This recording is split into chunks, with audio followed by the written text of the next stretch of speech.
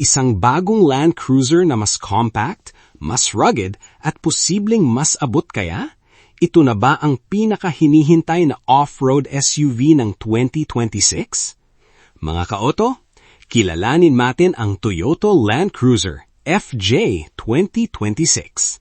Taglay nito ang iconic Land Cruiser design, matapang na tindig, at tunay na adventure-ready na character. Pero ano nga ba ang engine nito? Ano ang mga bagong features? At magkano kaya ang magiging presyo nito kapag inilabas sa market? Samahan niyo ako dahil sa video na ito, aalamin natin ang mga maahalagang detalye tungkol sa bagong Toyota Land Cruiser FJ 2026. Hi guys! Another day, another car review na naman tayo. Pero bago ang lahat guys, meron tayong Toyota Land Cruiser FJ ngayon. 2026, kaka-release lang. Kaya magkano nga ba SRP nito? Magkano down payment at also magkano monthly? Guys, pero bago ang lahat, pag-uusapan muna natin ang full specs ng Toyota Land Cruiser FJ. Pero guys, napapansin ko lang ang daming nanonood sa ating car review pero hindi naman lang kayo nag-subscribe. Kaya guys, ngayon, hingin ko ang suporta nyo. Please, subscribe the button. And then, tara, umpisa natin ang car review. Pagdating naman sa engine, ang Toyota Land Cruiser FJ 2026 ay gumagamit ng 2.7-liter T2RFE, 4-cylinder, naturally aspirated gasoline engine. Kaya nitong gumawa ng 164 horsepower at 5,200 RPM, kasama ang 245 Newton-meters of torque at 4,000 RPM. Nakapartner ito sa 6-speed automatic transmission at part-time 4-wheel drive system. Ibig sabihin, pwedeng gamitin ang 2-wheel drive para sa normal na takbo sa kalsada at maaari mong i-engage ang 4-wheel drive kapag kailangan ng dagdag na traction sa putikan, buhangin o rough terrain. Hindi ito turbocharged at hindi rin hybrid. Mas nakatuon ang setup nito sa simple at kontroladong power delivery, durability, at tunay na off-road capability kaysa sa mabilis na acceleration. Kaya kahit compact ito kumpara sa ibang Land Cruiser, dala pa rin ito ang kakayahang kailangan para sa daily driving at outdoor adventures. Pagdating naman sa windshield, ang Toyota Land Cruiser FJ 2026 ay gumagamit ng laminated green-tinted windshield glass. May kasama rin itong windshield de-icer na tumutulong matunaw ang yelo o frost sa bandang wiper area, kapaki-pakinabang lalo na sa malamig na lugar. Mayroon din itong time-adjustable intermittent front wipers, kaya pwedeng i-adjust ang pagitan ng bawat hagod depende sa lakas ng ulan. Bukod dito, mababa ang pagkakaposisyon ng cowl at dashboard nito para magkaroon ng driver ng mas malinaw na forward visibility. Malaking tulong ito para makita ang kalsada at mga obstacles, lalo na kapag dumadaan sa rough terrain o off-road trails. Pagdating naman sa harapan, ang Toyota Land Cruiser FJ 2026 ay may matapang na front grille. Makikita rito ang malaking Toyota lettering na nagbibigay ng classic at heritage-inspired na Land Cruiser appearance. Ang grille, bumper at flared fenders ay magkaugnay ang boxy design para magmukhang mas malapad, stable at ready sa off-road. Segmented at removable din ang corner sections ng front bumper kaya kapag may nasirang bahagi habang nag-off-road, hindi kailangang palitan ang buong bumper. Para naman sa headlights, mayroon itong square design bi-beam LED headlights. Iisang LED projector na ang gumagawa para sa low beam at high beam, kaya maliwanag pero compact ang design.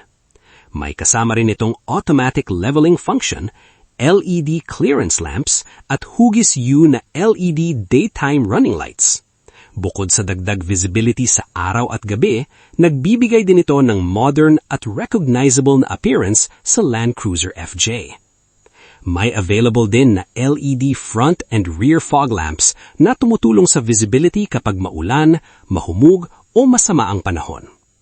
At para sa mas classic na Land Cruiser look, nagpakita rin ang Toyota ng customized version na may round headlights, pero maaaring optional accessory ito at depende pa sa market or variant. Wheels and tires. Pagdating naman sa wheels and tires, ang Toyota Land Cruiser FJ 2026 ay naka 265/60 R18 tires. Mayroon din itong rear-mounted full-size spare tire kapareho ng sukat ng mga nakakabit na gulong at may kasama itong spare wheel cover. Kaya mas praktikal ito kapag na-flat o nasira ang tire habang nasa malayong lugar o off-road trail. Dinisenyo rin ang suspension at wheel articulation nito para manatiling nakadikit ang mga gulong sa lupa kahit hindi pantay ang terrain, kaya mas maganda ang traction at control sa putikan, bato at rough roads. Pagdating naman sa dimensions, ang Toyota Land Cruiser FJ 2026 ay may habang 4,610 mm, kasama na ang rear-mounted spare tire. May lapad itong 1,885 mm at atas na 1,890 mm, habang ang VX variant ay maaaring umabot ng 1,955 mm dahil sa roof equipment. Mayroon itong 2,580 mm wheelbase at mataas na 245 mm ground clearance. Kaya compact at mas madaling i-maneuver kumpara sa mas malalaking Land Cruiser, pero dala pa rin ito ang kataasan at stability na tindig na inaasahan natin mula sa tunay na Land Cruiser. Pagdating naman sa interior, simple, rugged at functional ang dashboard ng Toyota Land Cruiser FJ 2026. Gumagamit ito ng horizontal dashboard layout para mas madaling makita ng driver kung pantay o nakatagilid ang sasakyan, lalo na kapag dumadaan sa rough terrain. Mababa rin ang dashboard at cowl para mas malinaw ang visibility sa harapan. Sa instrument cluster, mayroon itong 7-inch TFT color meter na may multi-information display. Pwedeng pumili sa smart, tough, or sporty na display design. May off-road information din ito na nagpapakita ng vehicle angle, steering direction ng front wheels, driving mode, at status ng differential lock. Sa gitna naman ang malaking 12.3-inch touchscreen audio display na may clear at madaling gamitin na interface para sa navigation, entertainment, at iba pang vehicle settings. Para naman sa steering wheel, mayroon itong leather-wrapped 3-spoke design na may classic na Toyota emblem sa gitna. Dinisenyo rin ang bukas na spoke area nito para mabawasan ang posibilidad na masaktan ang hangin habang biglang kumakabig ang manibela habang nag-off-road. May steering-mounted controls din para sa audio, voice command, hands-free calls, multi-information display at adaptive radar cruise control. Kaya hindi na kailangan alisin ang kamay sa manibela habang nagda-drive. Available din ang steering wheel heater para mas komportableng gamitin kapag malamig ang panahon. Sa kabuuan, hindi lang matapang tignan ng interior, nakatuon din ito sa visibility, madaling kontrol at tunay na off-road functionality. Pagdating naman sa seats, ang Toyota Land Cruiser FJ 2026 ay gumagamit ng synthetic leather seat material o high-quality leatherette. Madali itong linisin at bagay sa rugged at adventure-ready na character ng sasakyan. Sa first row, ang driver's seat ay may 8-way power adjustment para ma-adjust ang forward at backward position, recline, seat height at anggulo ng seat cushion. Ang front passenger seat naman ay may 4-way manual adjustment para sa sliding at reclining. May heating function din ang dalawang front seats na may 3 temperature settings, high, medium at low. Sa second row, synthetic leather din ang seat material. Gumagamit ito ng 60-40 split folding configuration kaya pwedeng tiklupin ang isang bahagi habang may pasaherong nakaupo sa kabila. Maaari rin itong islide forward at backward at i-recline para ma-adjust ang legroom at seating comfort. May backboards din sa likod ng seats para magkaroon ng mas stable at practical na cargo floor kapag nakatiklop. At importanteng linawin, walang third-row seats ang Land Cruiser FJ 2026. Isa itong 2-row, 5-seater SUV. Ang likod ng second row ay nakalaan para sa malaking cargo area na may kapasidad na hanggang 795 liters habang ginagamit pa ang rear seats. Pagdating naman sa safety features, equipped ang Toyota Land Cruiser FJ 2026 ng Toyota Safety Sense. Una, mayroon itong pre-collision system. Gumagamit ito ng camera at radar para ma-detect ang sasakyan, pedestrian, cyclist at motorcycle sa harapan. Kapag may posibilidad ng banggaan, magbibigay ito ng warning at maaari ring tumulong sa automatic braking para maiwasan o mabawasan ang impact. Mayroon din itong lane departure alert na nagbababala kapag lumilis ka sa lane. Radar cruise control na kusang nag-a-adjust ng speed para mapanatili ang tamang distansya sa sasakyan sa harapan. At adaptive high beam system na automatically nag-a-adjust ng ilaw para hindi makasilaw sa ibang motorista. Kasama rin ang road sign assist na nagpapakita ng importanteng traffic signs sa instrument cluster at leading vehicle departure alert na nagpapaalala kapag umandar na ang sasakyan sa harapan. Para naman sa pag-change lane at parking, mayroon itong blind spot monitor, rear cross traffic alert, clearance sensors, panoramic view monitor at parking support brake. Malaking tulong ang mga ito para makita ang mga sasakyan o obstacles na mahirap mapansin sa gilid at likuran.